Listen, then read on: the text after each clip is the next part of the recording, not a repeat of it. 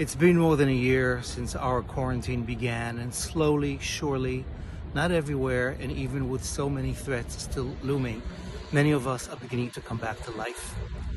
After vaccinations, with better numbers, what does spring and summer look like? How do we begin to plan ahead? And the question that is so resonant for many of us is, how do we deal with our mental health? After a year of more in quarantine with so many losses, how do we heal our minds, our souls, and also our bodies? And in the words of U2, from my teenage years, have we come to play Jesus to the lepers in our head? So welcome back to Word, weekly passwords to the riddles of our lives.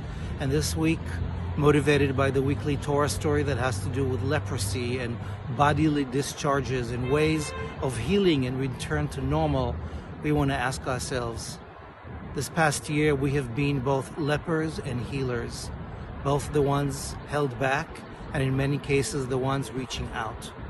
How do we mark the days, the weeks, the months ahead in tangible ways that help us celebrate this spring, this life, and our resilience?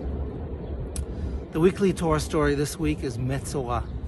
It is about the ancient disease of skin infection, contagious and lethal, known as tzara'at, perhaps leprosy, or any kind of other terrible plague.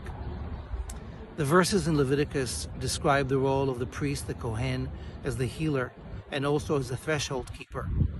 After quarantine of 7 or 14 days, and sometimes more, outside of camp in a secure, isolated, sterile area, the person suspected of this leprosy is inspected, and if they are healed, they are brought back. And there is a ritual, complicated, that has to do with them coming back into normal. Today, the healers are our first responders, our essential workers, and every single one of us. And every single one of us is also someone who has learned firsthand what it's like to be a leper, quarantined, suspected, body and soul. So for this Shabbat, in the footsteps of our ancestors, I want to invite us to think, how do we become the healers to the lepers in our mind, in our heart, in our soul? What rituals do we choose for ourselves and for others to slowly bring ourselves back into the new normal, whatever it will look like, as the sun shines, as the flowers bloom, and as we resume normal? Maybe it's a haircut or a manicure, a pair of flowers, a prayer, a meditation, a hug, a visit.